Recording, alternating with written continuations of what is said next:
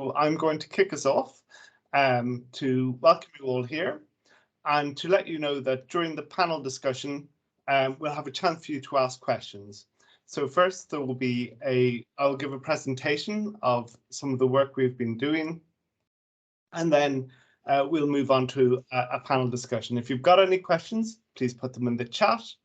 During the webinar, English and Welsh subtitles will be available, and they can be switched on at the bottom right of your screens. However, we do know Welsh subtitles are not always accurate.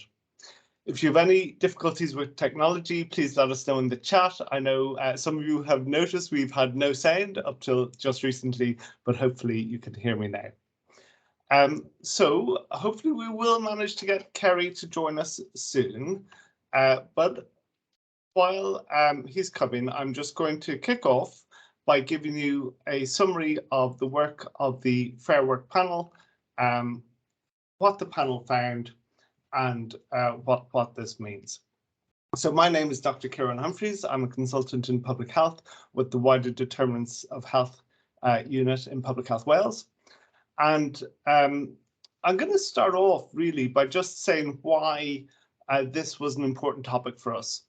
And it comes down to this very simple fact that in Wales, too many people die too early. So this graph shows you the early deaths in Wales, premature deaths related to living conditions as measured by the Welsh Index of Multiple Deprivation. You'll see here the dark blue area are the early deaths you might expect to have for each population group if they had the experience of the least deprived of our Welsh communities. But what's really striking is how the excess deaths in the light blue just increase, these excess premature deaths in the more and more deprived areas of Wales, such that about a third of all premature deaths in Wales are related to this differential experience in living conditions. And that's what the wider determinants of health are. They're these basic building blocks for a healthy life, like fair work, good education, quality of housing and environments. So work helps us be healthy through a sense of purpose, money, time and resources to live a healthy life. Security of work reduces psychological stress. It helps us get people out of poverty in a more reliable fashion, and it helps dependent children have the best start to life. Some of the work we've done in Wales here through Public Health Wales shows that not everybody has access to these things. In fact, about a quarter of workers were deemed to be at moderate to high precarious working in 2020 based on this scale covering issues like the temporary nature of their work, the power they have at work, the wages they get, and their access to having their rights respected. But what really brought this issue home was COVID. COVID made us all consider how our work affects our lives, and you can see that even the infection itself discriminated based on workplace. So in men, during the first COVID wave, deaths among those with elementary occupations like process plant workers or security guards were almost 4 times higher than deaths in professionals. And we got to hear the views of many people across Wales through the support of Beaufort Research, and this is an example of one of the stories we heard. A 21-year-old father of a young baby working for a waste management company in North Wales received a call from his workplace on his way to work during lockdown to say they were letting him go because business had dried up. As he was employed through an agency, he was not entitled to any pay notice or redundancy payment. So you can imagine the impact that has on not just that individual, their family, their child, due to the working conditions that they have. And we could really see that the people affected by access to poor work pre-pandemic, young people, people with health conditions, people from particular ethnic minority groups, got doubly impacted when COVID hit. But clear in all this was that the public sector has a big role to play. About 30% of people employed in Wales are employed in the public sector. So there's an enormous reach of the public sector to affect population health through working conditions, but not just through their own employees, but through the well-being approach and really take that holistic approach to well-being that the Future Generations Act asks us to do. So that's what led us to set up this expert panel.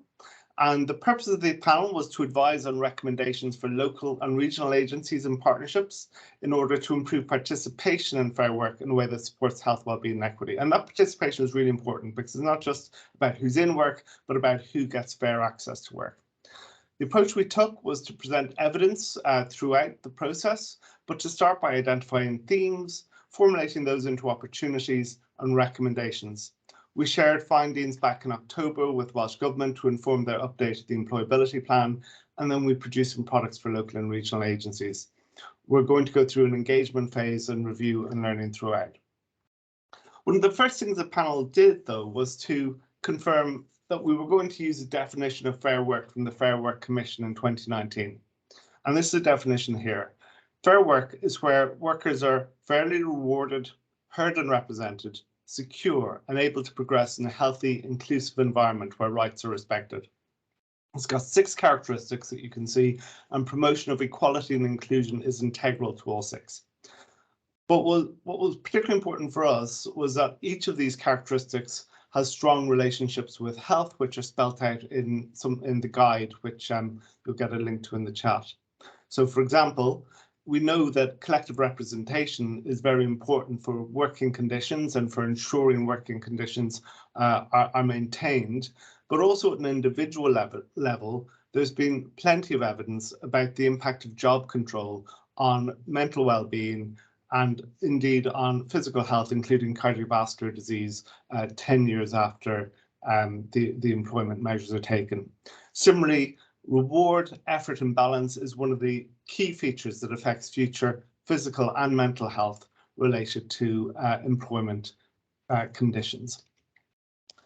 A whole range of evidence was presented to the panel, and I won't go through these in any detail, but they led to the panel identifying 3 key themes.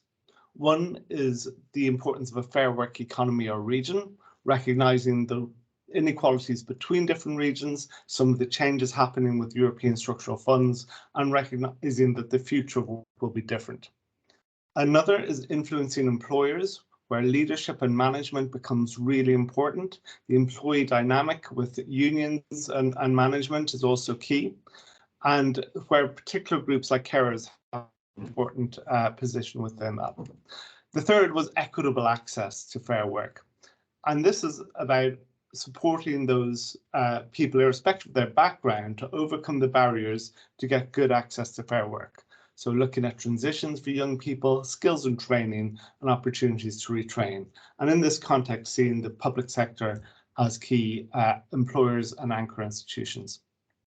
But quite strongly in the discussion also came out the business benefits, that this isn't just about health, this is also about being effective organisations. And you can see that organisations with strong learning culture are associated with more productivity, more creativity, living wage. Employers describe higher motivation, and employees describe flexible working as being really key in terms of a motivator for productivity at work. We had some voices of lived experience and the experience of panel members as part of the panel itself. And I think that was really helpful to just flesh out the co-benefits, not just for people in business, but onto the wider community. So by having good quality work, it allows people to give back to their community through all sorts of ways in cultural and wider volunteering, for example. But the panel, being a panel of experts, had a job to consider some quite difficult issues. And some of the considerations I just want to flag up here are the need for a whole system response, the fact that many challenges lie beyond the direct control of the public sector, the need to incorporate sustainability, and also the nature of the evidence we had access to. So there was some very consistent evidence about the impact of active labour market policies on mental health, for example, whereas the evidence on family support policies was weaker. We had a really interesting question on, is any job better than no job? To which I think the answer is complicated. Sometimes it might be, sometimes it might not. And that brings us to what can be done. 10 recommendations were developed by the panel, and these have been developed into 6 key areas for action that's in the guide on Fair Work. These areas are to develop a fair work mindset. So clearly this isn't about tick boxes, but about how understanding fair work helps us get well-being, how it helps us deliver our business objectives, and a way about, and once we consider that way about thinking about fair work, it allows us to move on to the next step, which is really to incorporate fair work into the heart of our policies and plans. That's not just those policies and plans around recruitment and retention, but also our partnership plans, for example, well-being plans for the public services boards, our development plans related to city and regional deal, our wider plans that influence the world around us, like planning and transport. All of these kind of fair work as a central aspect and participation of fair work. Whenever we spend money as public bodies, we should be getting the best value we can, and that includes making sure that we're contributing to well-being beyond the specific work we're looking for. So ensuring that we are employing people with fair work practices, making conditions of our contract, like the economic contract of Welsh Government, be to help companies travel on their fair work journey to increase the level of fair work that they provide, and looking right through the supply chain.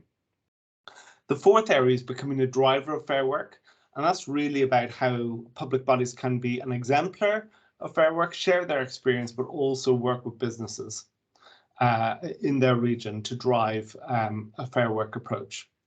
Promoting access to fair work for all recognises that for many population groups there are barriers in the way of getting into fair work and progressing in fair work.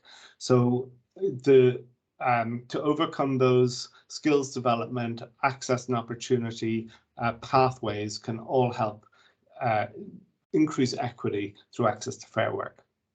And lastly is follow the data and know your impact. This one was felt to be really important. We need to understand at a population level who does and who doesn't have access to fair work and why, both qualitative and quantitatively, so that can inform what we do. But also we need to know our impact, and that's quite a tricky area and one which we feel there's more work needed and we'll be looking at in more detail. We had some case studies, a whole range of them. This is just one example. And it's really Cardiff as a living wage city. And it shows how just a group of people acting together can make a big difference. So starting with a prominent group of Cardiff employers that joined forces to form the Cardiff Living Wage Action Group and launched a 3-year action plan. And since 2019, you can see that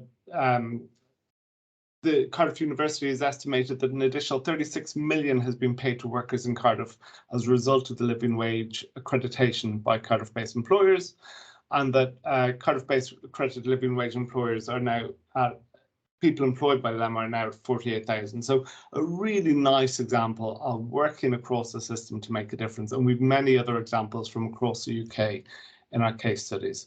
So a whole series of products have been developed, or resources, a guide for local and regional agencies, a series of case studies, some great infographics and some talking heads, including from some of the people we have here to talk to us today, sharing their experience. That was released last week, and we'll be working with partners to share this more widely. But I really want to give a big thanks to the chair of the panel, Professor Ceri Phillips, who I'm hoping is with us today, the members of the panel, and also others who contributed, particularly to the guide from Citizens Advice, Healthy Working Wales, and members of the Wider Terms of Health unit. So a huge thank you, and I'm now going to ask my colleague to play a short animation before we move into the panel discussion and questions and answers.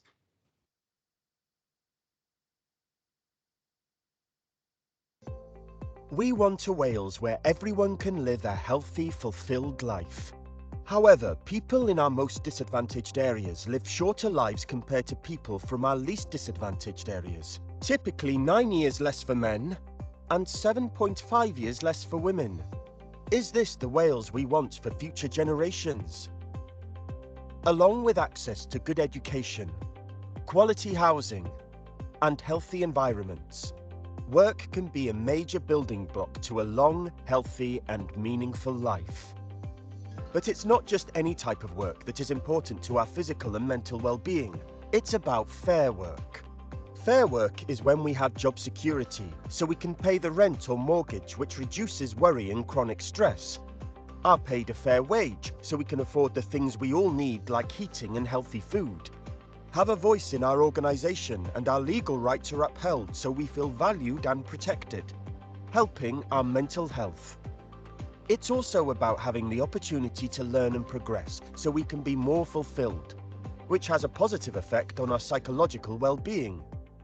Fair work is a win-win for people, businesses and the local economy.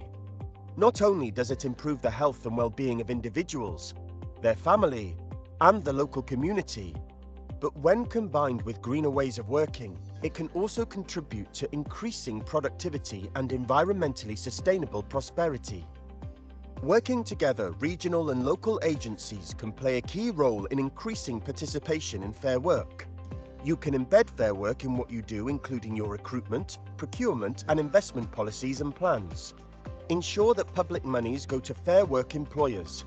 Understand who does and doesn't get access to fair work in your population, and monitor the impact of what you do to increase participation in fair work. Raise awareness of fair work and its benefits with the organisations you work with. Together we can ensure that people of Wales can access fair work to support their health and well-being and build a sustainable well-being economy. To find out more, contact phw.determinants@wales.nhs.uk or visit phw.nhs.wales/fair work.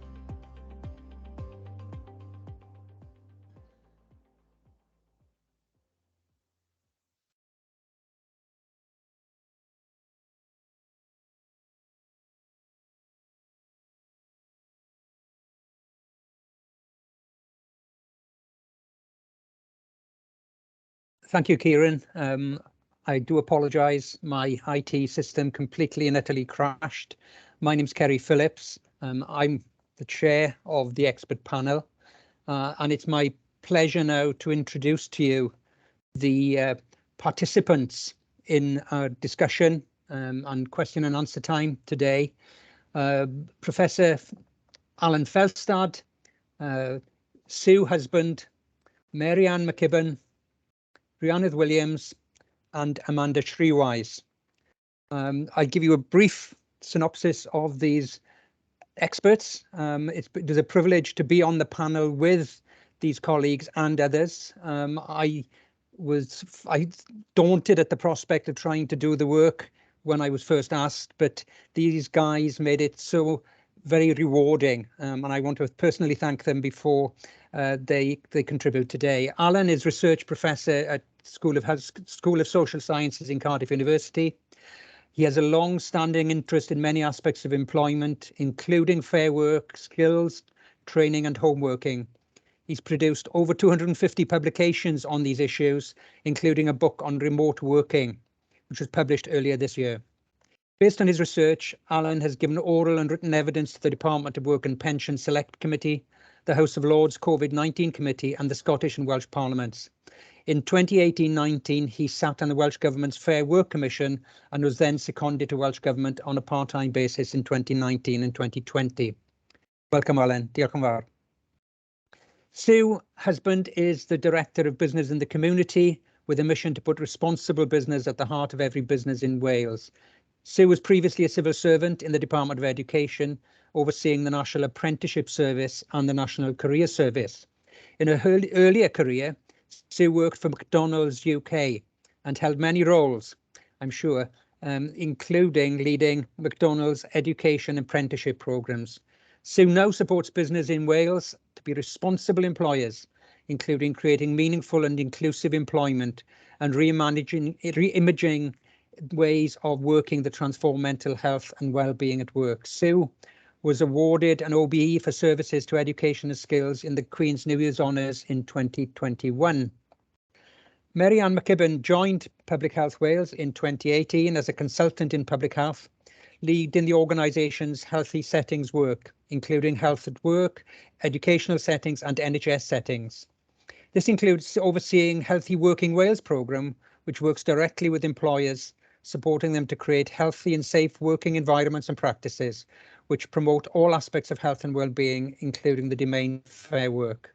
As well as undertaking public health training in the southwest of England, Mary Ann's previous roles included leading a government programme in New Zealand, developing multi-agency responses to improve health, education and employment outcomes for young people, being a consultant in public health for NHS Wiltshire with responsibility for alcohol and drugs, offender health, community safety and mental health and well-being, and being Assistant Director of the National Charity Alcohol Concern, leading the charity's policy and public affairs activities.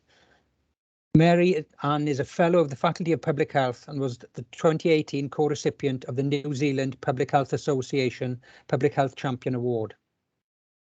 Rhianydd Williams is the equality lead at Wales TUC and was recently seconded to Welsh Government to set up the Race Equality Action Plan. Rhianydd develops campaigns and works with Welsh Government, the Wales TUC Equality Committee and union reps to advise them on equality issues and how to develop best practice.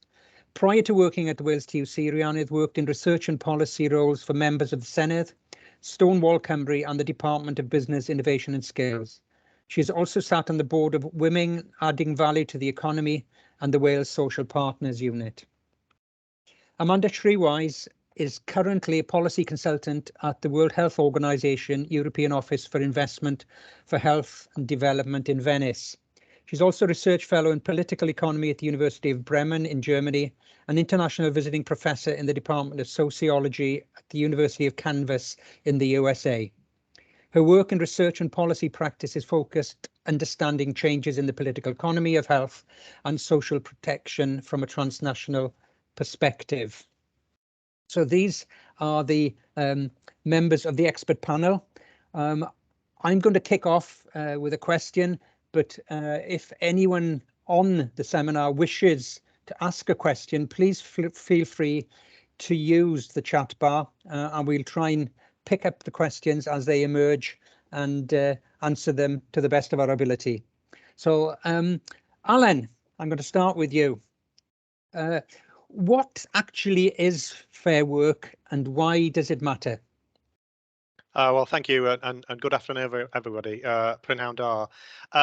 Well, I'm going to labour the point maybe, but I think it's worth labouring the point about what fair work is, because the Fair Work Commission, one of its main tasks was to define fair work. And just to repeat what Kieran said, fair work exists where workers are fairly rewarded, heard and represented, secure and able to progress in a healthy, inclusive environment where rights are respected. Now that has 6 elements. Fair reward, so for example, paying the real living wage as an example. Employee voice and collective representation, so as an example, trade union membership. Security and flexibility, having access maybe to flexible working from day one.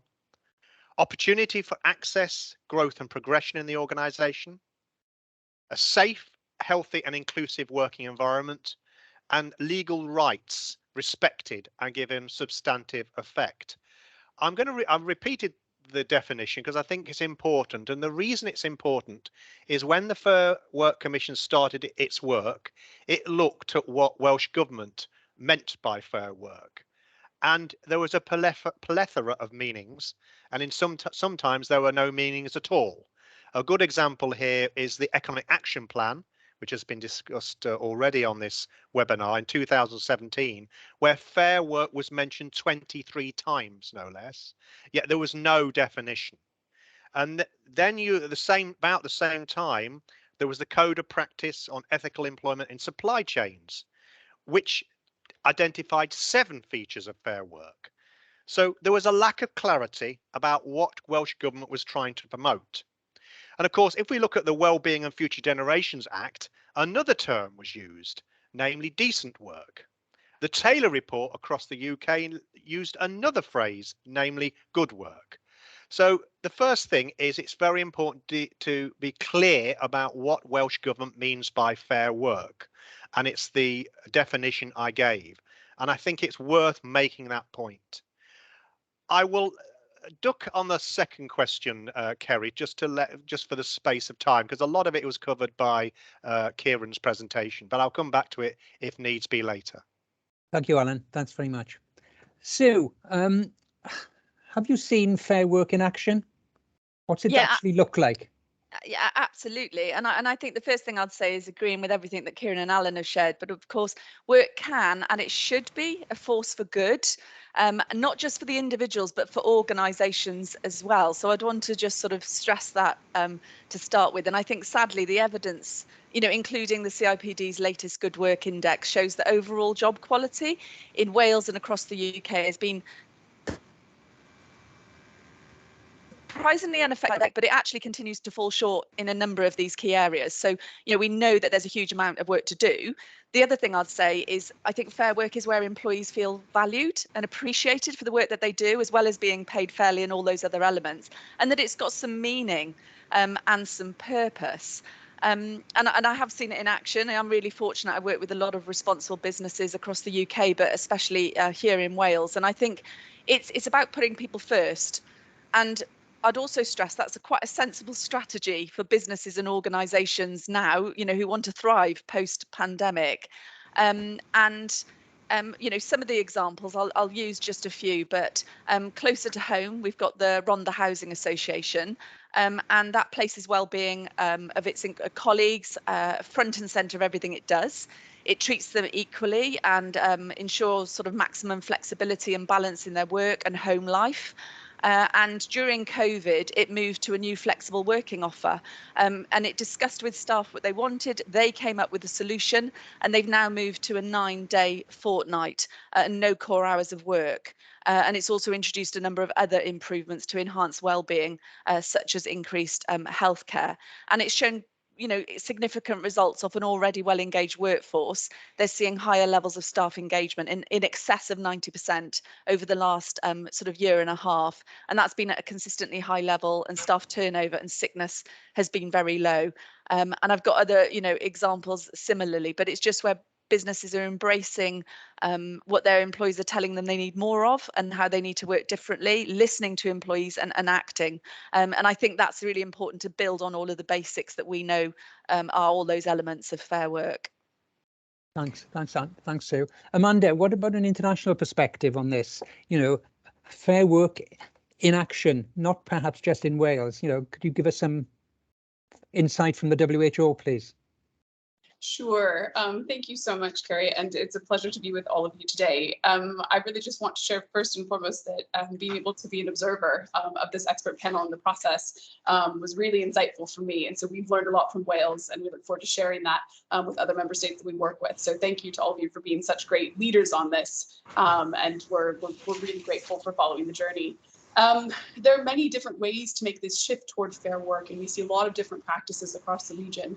From making sure that all the tenets of fair work, as you've outlined, are adhered to within countries. And really, it's trying to make a shift, I think, in the minds of employers, small business owners, really everybody that participates in the process of creating fair working conditions that we know make us healthier and live better quality lives, and that also have great impacts for the people who depend on workers, which is so many across the economy. So I think really there's a number of ways to do that. It can be through, anything from legal mechanisms. It can be focusing on employee-owned businesses. It can be greater social dialogue also. And I think that's one thing we're focusing on in particular in the office. And I think one thing that we see in the health inequities is that COVID, as you mentioned at the beginning, Kieran, has had wide-ranging impacts across the economy. So there are whole sections universally that we know are being left behind. So I think it's being able to have those conversations at the local level across social dialogue partners that we see a demand for, and where people are coming to us looking for guidance for that on an international level. So we're taking notes from Wales and other countries and passing on those lessons learned, but also thinking about how we can shift our economies towards creating an economy of well-being that helps to promote health and growth as we recover. Otherwise, we know we just won't get the best returns, and we know that there are co-benefits in doing so. Thanks. Thank you very much. Thank you. Marianne, what do you think is the most important thing that can be done by organisations in Wales and in other parts of the world to improve inclusive participation in Fair Work?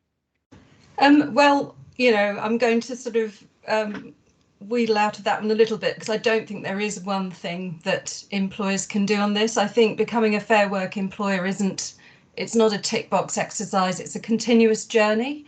And it consists of a huge number of different sort of building blocks that kind of they can work towards over time, really. But I think going back to, you know, if there was one thing I would recommend, then I think actually understanding your own organisation, understanding where you currently sit in relation to the different domains of Fair Work, and really by understanding that, trying to identify where you can potentially move things forward quickly and have some quick wins, easy to implement things, and at the same time understand what your priorities are over the medium and longer term. So really trying to understand that. And I just wanted to have a little shout out, and sorry to be shameless about this, but as part of the new Healthy Working Wales programme that we're currently revamping, we have developed with Cardiff University 2 online tools that will enable employers to do this, to assess their readiness to implement health and wellbeing approaches, and there's a whole section on fair work in there alongside the wider health and wellbeing issues, and also a tool for employees to complete if they wish, which again helps identify where that organisation is at in relation to things like contracts, flexible working, paying conditions, you know, a whole raft of things. We're not quite there yet in launching those, but watch this space, and that's very much our approach. Fair Work needs to be a fundamental sort of aspect of the Healthy Working Wales programme and the work we do to support employers. Thanks very much. Thank you. Thanks. Rhianydd, we're coming out, hopefully, of the COVID pandemic. Hope the next wave isn't too severe. But what's been the impact of the COVID pandemic, and what does it mean for Fair Work in Wales moving forward? I think what COVID has done has exacerbated pre-existing inequalities and been a catalyst for them. You mentioned earlier that case of that young father. You know, he was already in insecure work. It's, you know, because of COVID, he lost his job. But these things are likely to happen when we have an economy that supports that kind of work in practice. And I think it comes back to the idea of power and how much power workers have. You know, if you were to look at, you know, how you exercise your rights as a worker, that's so much easier to do if you have the financial ability to do that, if you are supported in your workplace, if you have a secure contract that you can, you know, look at. In the last week, the EHRC has published an inquiry into the working practices of ethnic minority workers in the health and social care sector, and this considers their experiences during COVID. Now, obviously, this is a very gendered area of work, and many of those workers were on 0-hour contract jobs, and you know, it's very typical that particularly Black women are the most likely to be on a 0-hour contract job. And so, you know, when you look at their recommendations, one of their recommendations was to make workers aware of their rights. Well, many workers are aware of their rights, but they just don't have the power to exercise those rights. And this is why, you know, when we look at how we make sure that work is more secure, you know, we come back to the idea of collective bargaining and collective agreements. Currently in Wales, around 1/3 of workers are covered by a collective agreement, but that means that 2/3 aren't. And we need to provide safety and security so that workers who know that they're not being treated, you know, fairly, who already know that, they don't need to know about their rights at work, they already feel that they have the power to be able to do something about that. Thank you very much. Thanks. So, Alan, what steps has the Welsh Government and the UK Government taken in regard to fair work, and what progress has been made, perhaps in a Welsh context, in your view? Oh, thanks for that. I mean, I think it's fair to say a lot of progress has been made in Wales versus across the border. I think there's a very clear divide between Wales and England, and I hear me in the UK government. And you can see this in a number of ways.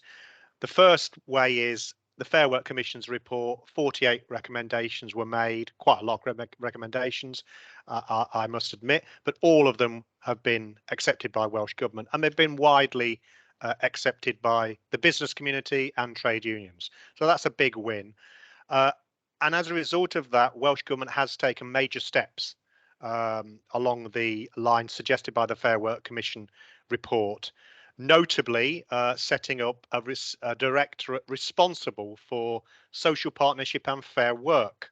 So since May 2021, we now have a minister who's responsible for this area. It's in the job title, which is a great thing to have. So that's symbolic, but also substantively important. Also, in the spirit of social partnership, fair work forums have been set up in a number of areas. Rhianydd mentioned social care. One's been set up in social care, committed to paying staff the real living wage. And it has its strap line. It's a time for everyone in social care to benefit from fair work. I mean, I think that's a great strap line. There's also been one in set up in retail and also in health and safety. So there's been a number of big wins, but clearly more to do.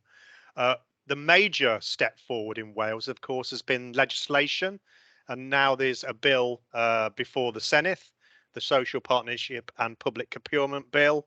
It was initially presented as a draft, and now it's actually presented to the Senedd. So I think a lot of action has been taken.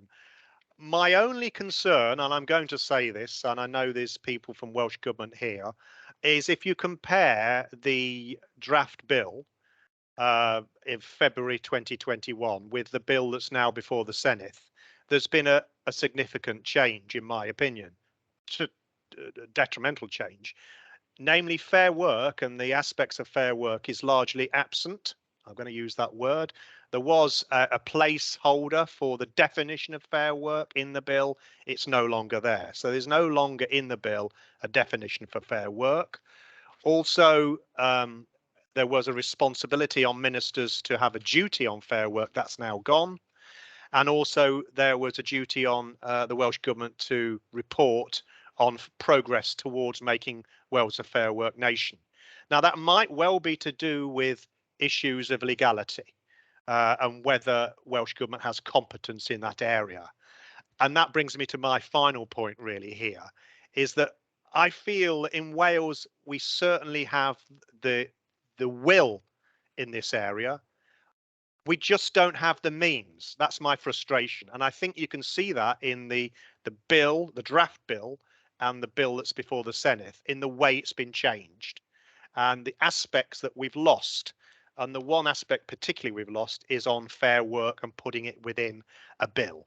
That might well be to do with the legal competence, but I'm disappointed that we haven't had that fight with those over the border. In terms of the UK, yes, steps have been taken there, but they're baby steps.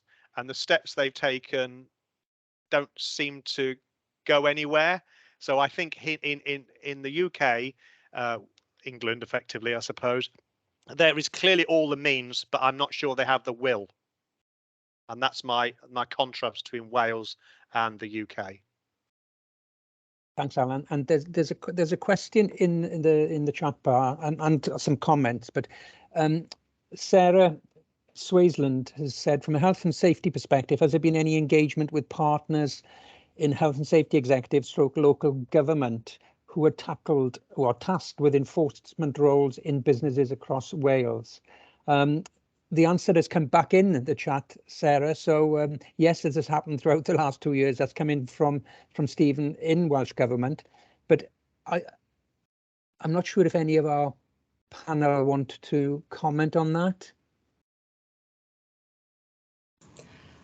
Certainly there has been close engagement throughout the pandemic, that I'm aware of through the Health and Safety Forum that was set up with social partners as members.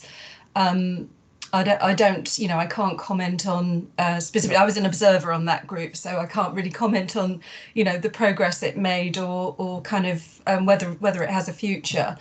Certainly, from our perspective, we work very closely with those partners across all aspects of health and well-being, but we haven't specifically done anything, I don't think, with, for example, Health and Safety Executive around Fair Work. We've tended to focus previously on mental health and well-being and things like musculoskeletal disorders, but I don't know if anyone else has got anything to add.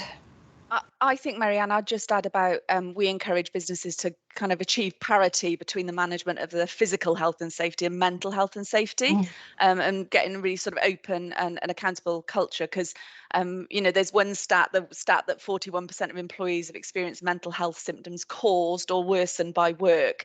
And I think if you had a figure like that, it would be seen, about physical injury created by work, it'd be seen as utterly unacceptable. So I think that's one thing, is about that parity is really important for the employers that we work for. Thanks, Sue, and thanks, Marianne. And as you well remember, the terms of reference for the panel was Fair Work for Health, Wellbeing and Equity. And Marianne, what are the most important steps to improve health equity through Fair Work? Well, I think we have to recognise that not all employers will be engaged with this agenda or want to be engaged. Certainly over the years, Healthy Working Wales has engaged with hundreds of employers, but a lot of them are already kind of on side. They want to take action on health and well-being, so they're happy to sort of put the effort in. And I think the other thing to say is that there's a lot of employers out there in Wales, in particular. A huge proportion of employers are small or micros, so they're going to have very limited sort of capacity and resources really to address health and well-being generally, have time to spend on it, and to address the aspects of fair work. So I think in taking an approach, we have to perhaps think about some kind of a targeted way of reaching some of these employers. And certainly from our perspective, we're really keen to start to think about how we actually target sectors which have a high proportion of low paid workers, for example. So that might be social care, a high proportion of employees on precarious contracts, so that might be hospitality and retail, and also a high levels of occupational risk, I think, is another kind of group. So, for example, construction. So how do we work with those sector-specific bodies to really take forward some joint approaches, not try and do to them or do to employers? We've got to find the levers that will help, which will, facilitate their engagement, and the easy to do things, the quick wins that they think, okay, yeah, we could do that because it's not going to take up a huge amount of resource and energy, but it's still going to make a little bit of difference. So it's kind of the baby steps, it's the targeting, working in partnership is another key part of that, really. Thanks. And Amanda, again, from perhaps a broader perspective, what's the World Health Organization take here on the impact of Fair Work on trying to reduce inequalities and improve equity?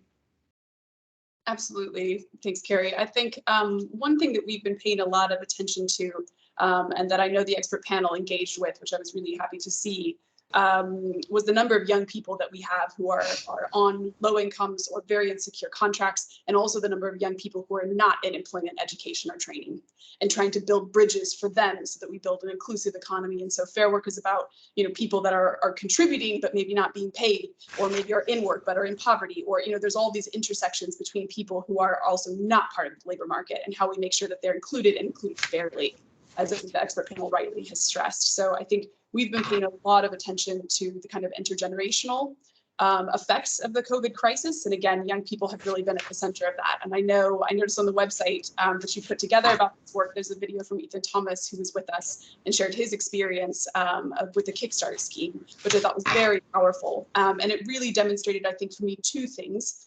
One, the way in which the public and the private sector can work together as employers to meet shared goals and social objectives, that there's a partnership here that's really critical, and bringing young people into that is absolutely essential.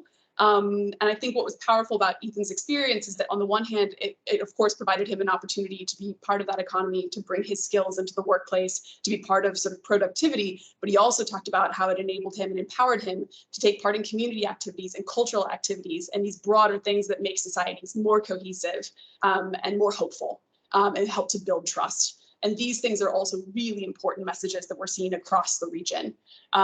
In particular, we are working in the Venice office on a focus on young people between the ages of 18 and under 30, specifically because we're seeing really large mental health impacts because of their precarious position within the labor market and economically in general. And this is a trend that we're seeing across regions.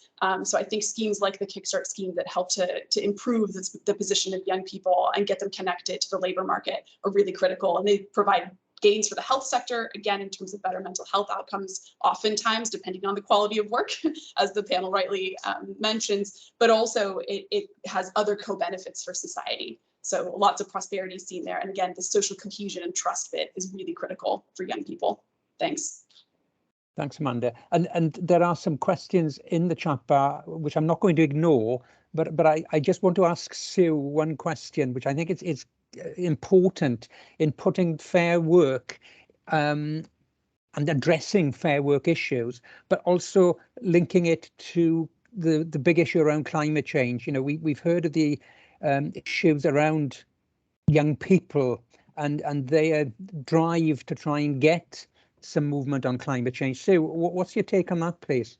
Yeah, and I think especially with young people coming into the labour market as well, that they will be looking for employers that they believe have a sense of purpose and that they can do a job that matters, as going to contribute positively. So I think they can be complementary.